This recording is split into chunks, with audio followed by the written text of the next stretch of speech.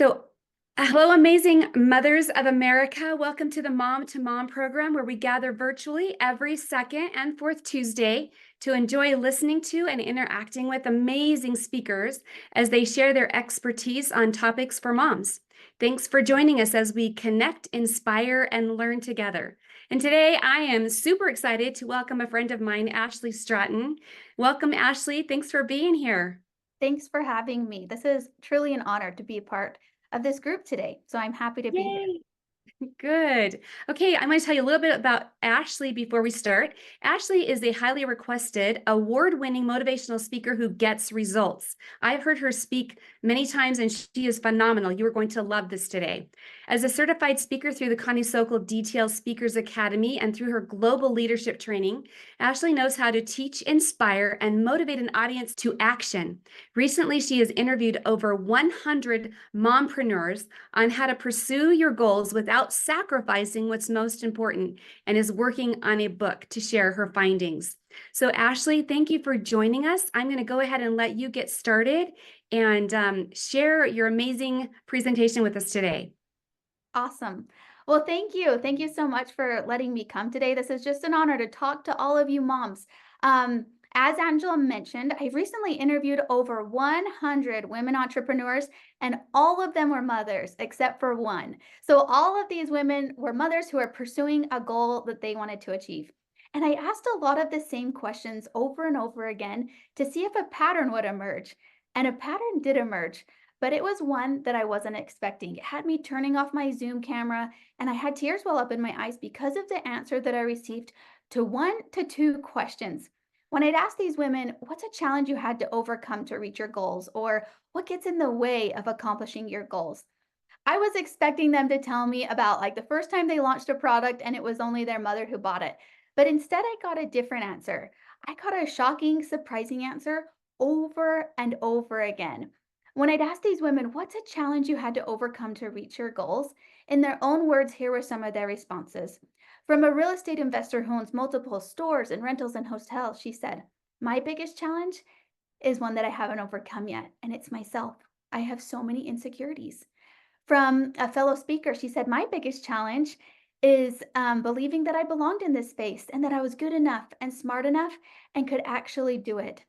From a woman who runs a nonprofit organization and does local charity drives every month for charities in the state of Utah. She said self-doubt and not listening to the voices that try to steer me in a different direction or away from what my heart's telling me to do. And lastly, from a children's book illustrator, she said the negative head trash. So I could go on, but I think you get the idea. So the most common challenge wasn't learning how to invest or how to do XYZ. No, the biggest challenge was themselves. Isn't that fascinating and also maddening in a way? So, the question for you here listening today is, have you ever felt that way? Have you ever felt that fear or that imposter syndrome get to you when you're trying to pursue a goal? If you're trying to lose weight, or if you're trying to improve a relationship, or if you're trying to maybe start a side gig or do any type of goal, have you ever had the thoughts, who am I to do this? Why do I think I can do this? Oh, they're already doing it. Or what would my family think of me? These were thoughts that all came up in a lot of my interviews. And so I have found a 3-step process called A cubed. It's 3 steps to help you break through fear to accomplish your goals, because I have found that fear is the most common thing that holds women back from achieving their goals. So I'm super excited to share with you this 3-step process. But first, before we decide how we're going to break through this fear, we have to know where it is we want to go, right? If we're at A and we want to get to B, or maybe you're A and you're like, I want to get all the way to Z. But more importantly than getting from A to B is I want you to think of a goal that you have in mind. And maybe if you have a pen or paper, I would love for you to get it out at this point, or your phone and get your get your note tab open, or maybe you have a computer nearby. You can take some notes. If you can write these things down, it'll be truly powerful for you as we go through this 3-step process. So I want you to think of a goal that feels uncomfortable or fearful or scary. Maybe that imposter syndrome settles in a little bit. And I'm going to have you write it down. But I want you to think of this goal. I'm going to start sharing my screen, and I'm going to give you just a second to write down what that is for you. what that goal is that feels a little bit uncomfortable or scary. And I'm going to write it down here so you don't forget. And now, when you're writing a goal, you want to stay away from words like more or less or better. I learned this from a company called Becoming Your Best. We stay away from words like that because they're not specific. They don't tell us really exactly what it is we're trying to accomplish. I gave this speech once, and a woman came up to me and said, I want to spend more time with my son. And I said, that's a great goal. But again, it's not specific. So instead, I said, what does that look like for you to spend more time with your son? And she said, well, on Monday evenings, I'm free. So I said, how about you write every Monday after dinner, I play a game with my son for 1 month and see how that goes and see if you feel closer to your son at the end of that. And she said, great. So she did that. And she also had a time target attached. She gave herself a deadline. So think about for you, what's a goal I want to accomplish, but it feels uncomfortable or scary. And I'm going to give you just about 10 seconds of time to go ahead and write that down. And I'm just going to be quiet for a second so you can think about that and take a few notes because it's so much more powerful if you write it down.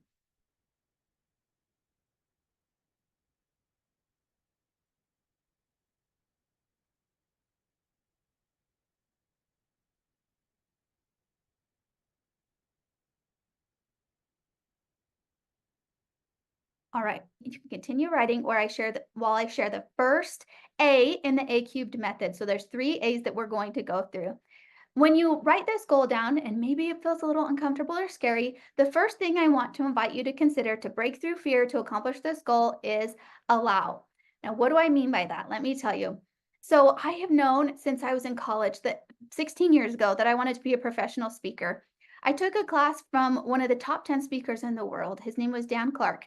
And he just instilled in my heart my desire to be a professional speaker. And I got my first few speaking jobs while I was in college. But then I got married and I had 4 children really quickly. So I had 4 kids, 6 and under. And so I just set my goals of becoming a professional speaker on the back burner. And then about 4 years ago, I started getting back into the speaking world and I wanted to up my speaking certification and my speaking credibility. Because I remember Dan told us people will always ask, why should I listen to you? And you have to have that credibility piece. So I took a speaking certification. I was just a few weeks into the certification when I went on a trip with my family to a popular lake destination in Utah, and it was Lake Powell. And I came home from that trip and I never quit rocking. But it wasn't like I was just rocking like I was on, like kind of you do after a roller coaster, you know? It was like I was on a stormy ship all day long and I couldn't get off 24/7 with no relief. And I'd lay my head down to go to sleep at night. My head would be banging so bad that I started experiencing insomnia for the first time in my life. I started running into walls, forgetting my groceries at the grocery store, and I was mortified when I was talking to a neighbor who had lived by for 7 years and I couldn't remember her name. Remember, I was in the midst of this speaking certification, and when I get onto the Zoom trainings, it would send me into a fit of vertigo to stare at the screen. So I had to tell my trainer that I needed to take a break and that I needed to stop and take care of my medical health and seek medical attention because it was all I could do at that point to take care of my 4 children and feed them and keep me alive. So the trainer said that was fine. So I took a break and I had MRI scans, CT scans. I did a full treatment at a brain clinic center. I saw so many different doctors, had lab work done, and no one could find anything that was wrong with me. And so I did the next natural thing you do when you run into a medical wall. I Googled my symptoms and I read horror stories about people who had had what I had for their whole life, and it never went away. I felt pretty sad at this point, and I remember reaching out to strangers on Instagram, and I was asking them for help. I People who had posted the hashtag vertigo or disembarkment syndrome. And one stranger on the internet sent me a book called Rock Steady: Healing Vertigo and Tinnitus Through Neuroplasticity. And it's the idea that our brains are malleable and that they can heal even after trauma or injury. I love the book so much, I bought the online course. And in the course, the trainer said, tonight when you go to sleep, don't fight the vertigo, just allow it to be there. And I was like, what? Allow it to be there? This had never crossed my mind at this point. All I had done was fight it or try to make it go away. But I thought, whatever, I'll try it. So I laid my head down to go to sleep that night, and I felt the usual banging of my head up and down and all around, but I didn't fight it for the first time. I just allowed it to be there. I distinctly remember feeling extra dizzy doing this. but I fell asleep in about 10 minutes for the first time in months. I learned a powerful lesson that day. When we fight vertigo or even stress or fear, it does nothing but grow because we're telling our brains this is an important feeling. We need to give this feeling lots of attention. And so our brain continues to create more fear, more stress, or more anxiety. It's the same thing with our goals. When we focus on the fear so much, or even try to reject it, saying, I shouldn't feel fear, I shouldn't feel this way, we're just telling our brains to create more fear. It's kind of like this can of prank peanuts. My grandma loved a good prank, and when I go to her house, she would have this can of prank peanuts. And when you open up the can, I'm gonna hopefully this doesn't smack me in the face, but a, a snake pops out. And our brains with fear are kind of like this can, but with no lid. This is like our brain, and this is the fear. And when we fight it, oh, I dropped my can on the ground. Excuse me, I gotta grab it. When we fight the fear or stress, and we try to, we just keep fighting it and trying to get rid of it, it just keeps popping out over and over again. But if we just allow it to be there and we don't fight it and try to get rid of it, it doesn't bother us. It just remains there and doesn't bother us. I learned that allowing fear dissipates fear. And I started to notice that many professionals pursuing their goals practice the art of allowing fear to dissipate fear. Kobe Bryant, one of the greatest basketball players of our time, said that when he was a young player, he would be consumed with fear to the point where he'd say, no, I shouldn't feel fear. I shouldn't feel this way. And he said it would do nothing but grow. But when he'd take a step back and say, yeah, I am feeling fear. I am feeling anxious. And when he allowed it to be there, he said, it gave me the ability to look at what it was, which was nothing more than my imagination. Kobe Bryant allowed his fear to dissipate it. Brene Brown, she's a famous speaker and TED Talk giver, researcher. She does the exact same thing. She says, when I'm flooded with fear and scarcity, notice it's when, not if. She says, I try to call forward joy and sufficiency by acknowledging the fear, then transforming it into gratitude. I say this out loud. I'm feeling vulnerable. That's okay. I'm so grateful for blank. Notice she doesn't fight it. She doesn't try to reject it. She just says, I'm feeling vulnerable. That's okay. I'm so grateful for blank. This is my friend Becky Kemp. She's a speaker and an author, and she just published her first book this year. She was publishing it with a company called Leadership Books, and it's really hard to get a publishing contract. So you know that she's a good writer if you get a publishing contract. And she said, I found myself working with a man named Mike, and I would get so nervous to talk to him, and I'd wonder, does Mike really have any idea that I really don't know what I'm doing? And she said, finally, I got brave enough, and she said, Mike, I'm scared, and I have no idea what I'm doing. And he laughed and said, of course you don't. That's exactly where you're supposed to be. And then she said this, it's like when I allowed the fear to be there, it dissipated. So when you look at the goal that you have written down, or one that you thought of in your notes, if you have them before you, which I hope you do, write the word allow. And then just take 1 minute and write what feels hard or scary or uncomfortable in your goal. I'm just going to give you just a second. I'm probably not going to give you a full minute just because we're short on time. But I want you to think, what feels hard, scary, and uncomfortable? Write that down and see how that feels, just to let it out. And the more you can be honest with yourself and say, you know what, I am feeling this way. I am feeling fearful about this. You'll experience relief when you let yourself feel that fear. So I'm going to give you just 10 seconds to start to write that down, and then you can continue to write while I share the next part.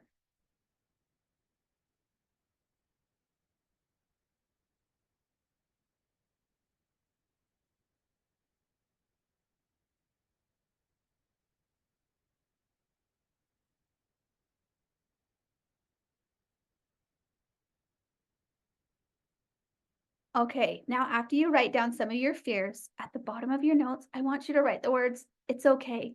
It's okay to feel fear. We don't have to fight it. If we just tell ourselves that it's okay to feel fear, it will dissipate. If we just allow ourselves to be human and say, you know what, it's okay for me to want to pursue this goal and to feel a little fearful about it. And then, ladies, this is the most important part. We are not going to stay in fear and scarcity land. Now that we've identified our fears, say, you know what? It is okay for me to feel a little bit of fear about this. Now, the second A in the A cubed method is attention. We are going to shift our attention into how we want to feel. And I'm going to stop my share for just 1 second, and then we'll come back to that. So I want you to shift your attention into how you want to feel. My husband and I travel once or twice a year without our 4 children. And I remember one of the very first trips we ever went on for a week. We arrived at grandma's house to drop off our kids. And one of my daughters just started sobbing and she wouldn't let go of me. And I knelt down at her level with a few tears of my own. And I said, "It's okay to cry and be sad. That just means you're loved." It was a difficult parting. I had to peel her off of me and I got in the car. I think I cried myself as well. Anytime we'd have to be apart over the next few years, we practiced saying this. It's okay to cry and be sad. That just means you're loved. On one of the most recent trips we went on, and this makes me teary eyed to think about this, my little daughter, the same daughter, started to have a hard time. And she came up to me with a few tears in her eyes and she said, "Mommy, I'm sad, but it's okay to cry and be sad. That just means I'm loved." And she ran into grandma's house for our easiest parting yet. She had practiced the art, she had practiced what I call having a ready to go attention shifter. She had decided that when the fear of us leaving came, she would shift into I'm loved. Rather than staying in fear and letting the fear dictate her actions, she had something decided ahead of time. She shifted to I'm loved. If you remember the Brene Brown quote, she does the exact same thing. She had decided well ahead of time that she was going to shift into gratitude when the fear came. I invite you to do the same thing. I invite you to think of an attention shifter for you based on this practice that I'm about to share. I want to share with you the very first time that I ever created an attention shifter. And it really truly changed everything and opened my eyes up to this power of choosing how we want to feel before the fear comes and shifting into that. So when I was a little girl, I remember competing in my first piano competition when I was in 8th grade. My mom drove me to the local university where the piano competition was held, and I walked into a large room with pianos forming a semicircle. And as I watched the kids begin to play the piano pieces, my hands began to sweat. And I'd wipe them on my dress and they would just sweat more. Pretty soon it was my turn to play the piano and I sat down. My hands were sweating so bad at this point that they started slipping off the keys. The sound coming out of the piano was not the sound that I'd practiced at home. I showed my score to my piano teacher and she said, "What happened?" Another time I was performing the piano in front of about 500 people. And I got to the climax of the song and hit multiple wrong notes in a row. Even the untrained musical ear would have known that something was wrong. I was so embarrassed. I went and laid my head in my mom's lap and cried from embarrassment. In 2008, I won a local pageant and I had the opportunity to compete at the state level on Utah's most prestigious stage, the Capitol Theater in Salt Lake City. It's where they bring in all their Broadway shows. And I was doing it in front of a prestigious panel of judges and hundreds of people. And guess what I chose for my talent? The piano. Why? I don't know. Things hadn't gotten any better. And I sat down in a piano lesson and told my piano teacher, Susan, I said, "Susan, I don't know if I can do this without shaking to death. And I've got experience to back me up." And Susan pulled out a white 3x5 card and she said, "Ashlee, what do you want to have happen?" And I immediately said, "I don't want my hands to shake." She said, "Ashlee, our brains don't understand the word don't.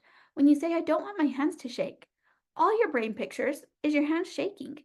Instead, think, how do you want your hands to feel?" And I said, "Confident, strong hands, and hitting every right note." She said, "Write that down." So I wrote that down. Then she said, "How do you want the judges and the audience to react when you're finished?" And I said, "I want them all to jump to their feet in a standing ovation, and I want the judges to hold up perfect 10 scorecards." She said, "Write that down." They didn't really hold up scorecards, but that's the feeling I wanted. So I wrote that down. She said, "Now I want you to practice this. I want you to practice this every single time that you practice the piano. I want you to read this card, imagine what that feels like, and then practice the piano." And I said, "Okay." I did this faithfully for months. And I walked on that stage, and spoiler alert, I didn't win the pageant because I'm only 4 feet 11 inches tall, and I learned you have to be taller than a third grader to win at the state level. But I played the most difficult piano piece of my life flawlessly. I had finally mastered the mindset to perform when it mattered the most. When you think about this goal or any goal that you have written down, have you thought about where your attention needs to be before it's time for you to perform in the most critical areas of your goals? Have you thought about where your attention needs to be when you're around food or exercise, if that's a goal for you? Or where your attention needs to be when you have an important conversation with a child or spouse, if your goals are surrounding that? Or where your attention needs to be to support you mentally and physically, and how you want to show up in that way. So I want you to look at that goal that you have written down, and I want to invite you to create your own attention shifter so that you are ready for when the fear comes. And how you're going to do that, I'm going to show you really quickly. Um, I want you to create an attention shifter, and this is another little writing time. So how you create an attention shifter is you address the fear and you shift it into how you want to feel. So with my hands and playing the piano, the fear was concerning my hands and my shaking hands. So instead, I shifted to strong, confident hands. I recently have had a little bit of a fear in talking to high level clients when I'm getting speaking gigs. So I have specifically addressed that fear and shifted to how I want to feel when I talk to my clients and when people are hiring me to speak. And I talk about how I shift into being a confident speaker where the client is happy and I focus on that instead. Then I read those few sentences every day so that when I have those client conversations, I show up how I want to feel in my goals. So I'm going to again just give you about 10 seconds to start writing this. And don't worry, ladies, you can come back to this. You can come back to this process. You can even write it again. And when the recording is out, you can even pause the video and really take some time to write these down. But just for now, I'm going to give you about 10 seconds to just start to write that down.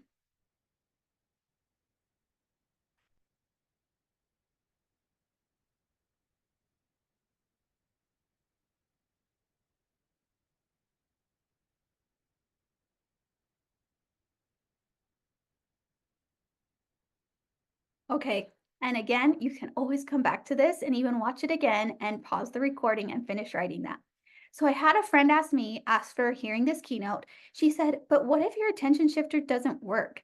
And this was my response to her. Then you didn't practice enough. Our brains are like a giant wheat field. When we come to a wheat field, we might be looking at it. And if we walk down one time, or maybe even 2 or 3 times down a wheat field, we're not going to notice much of a path, right? But if we say, I am going to walk down this wheat field 5 to 7 times a day, then we'll start to see a path, right? A path will begin to form. That's how our brains work. When we practice this attention shifter and we read it a few different times a day, you'll start to create a strong neurological pathway in your brain so that your brain starts to show up that way, how you want to feel in your goals.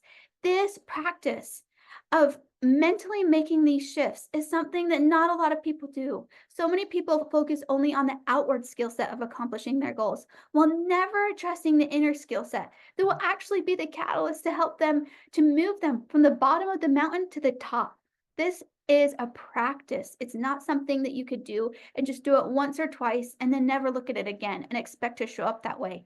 We have to do it over and over to make sure it sticks. And if you're thinking, Ashlee, I'm a busy lady, I don't know when I'm going to have time to read that, then you can habit stack. James Clear said to create a new habit, you take something you're already in the habit of doing and you say, when I do this, then I do this. So you attach the new habit to something you're already doing. For example, if you're already in the habit of brushing your teeth every day, then you say, when I brush my teeth, then I read my attention shifter. And it makes almost no extra effort to add in this new habit into your day. So practice those attention shifters. Let me know how it goes. You can even message me on Instagram to let me know how it's going. My last A in the A cubed method is action. You know, a pilot can read all about flying and study all about it, but until he sits in the cockpit and accelerates for takeoff, he'll never fly. A chef can imagine creating an amazing stew, but until he chops the onions and puts the meat in the pot, he's never going to have the amazing stew. Until you actually take action on this goal that you have written down, it will never come to fruition. And not only just take action, but I invite you to take immediate action today on your goals. A businessman, an entrepreneur that I looked up to growing up was Brian Tracy. He's written some incredible books and been very successful. And he wrote a book called Get It Done Now. In this book, there was a story about taking immediate action that imprinted on my heart the importance of not waiting and taking immediate action on our goals. Brian said that he was living in Canada at the time, working for a man he called the Big Boss.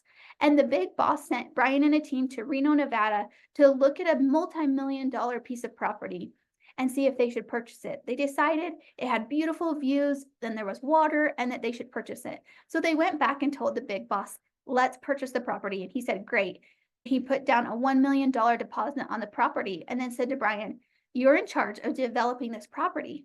And Brian said, okay. So he immediately flew to Reno, Nevada, and walked into the lawyer's office that was handling the transfer of the $1 million deposit to the seller. And he said, do you have any advice for me on this property? And the lawyer went silent. And Brian said, is there a problem? And the lawyer said, what do you know about developing property? And Brian said, well, I've developed other properties on flatter piece of land, so I feel like I should be able to do this one. And the lawyer said, I would suggest that for this property, you talk to someone who knows this property specifically. And it was a hydraulic engineer that lived 50 miles away. It was a snowy winter and icy time, but Brian rented a car and drove through this winter storm to a hydraulic engineer's house. He was a nice guy. The hydraulic engineer leaned back in his chair and said, Brian, you'll never develop that piece of property. There's no water on it. And Brian said, well, wait, what? They showed us that there was water on it. He said, what they showed you was that there was water adjacent to your property.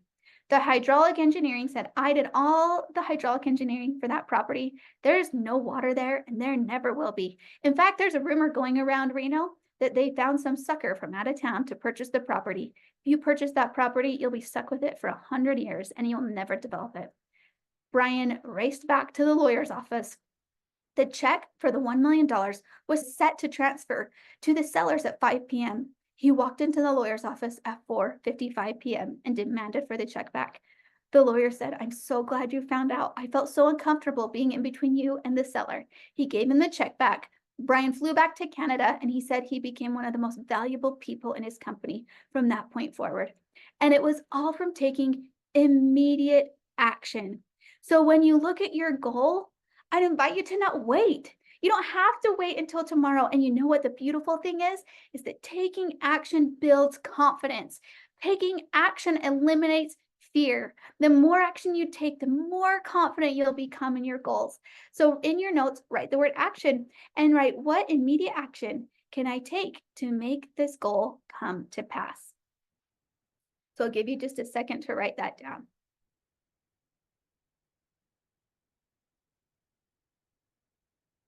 Okay, and again, you can come back and finish that. One thing that would be meaningful to me as a speaker, this is a QR code where you can share with me what worked and what didn't work today in our time together. This is a place where you can tell me things you liked or things you didn't like. And it works whether or not you put your email in there. So if you could give me feedback on this presentation specifically, it would mean the world to me. And so I can improve as a speaker, so I can specifically improve this speech as well.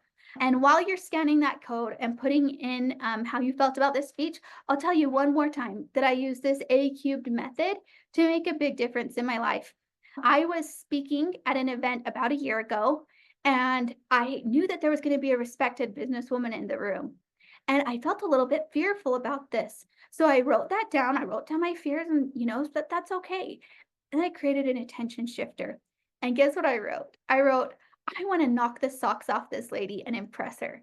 So I read that every time I'd practice for that speech, which was a lot. And so I was practicing my attention shifter and how I wanted to show up for that speech. Well, I arrived at that speech and I performed like I was knocking someone's socks off. 2 days after the speech, this woman called me. We ended up working together, and she recommended me for a speaking gig, and I was able to work with her as well. So it became a mutual beneficial relationship. So when you think about your goals, This A cubed method truly does work. And if you remember, you can allow your fears to be there. You can shift your attention by creating a tension shifter and practicing it, and then get to work. Take immediate action. So I have just absolutely loved being with you guys today. This has been just an honor. Thank you so much for having me today, American Mothers. And I hope that you guys will go through these 3 steps to break through fear to accomplish your goals. Ashlee, that was amazing. Thank you so much for being with us today. I loved everything that you had to say, and I specifically love that you gave us actual action steps that we can take, that you outlined it so that we can replicate what you've done. And your stories were awesome. I love them. Oh, That thank is you. incredible. Thank you for being with us. Thank you for Right. having me. We'll You see. have been a privilege to be with today. Thank you. Thank you. All right, so for our next show, we will get together again in 2 weeks on April 9th at noon Eastern Time, and we'll be hearing from Nika Miguel, who will be talking to us about budgeting and financing for moms.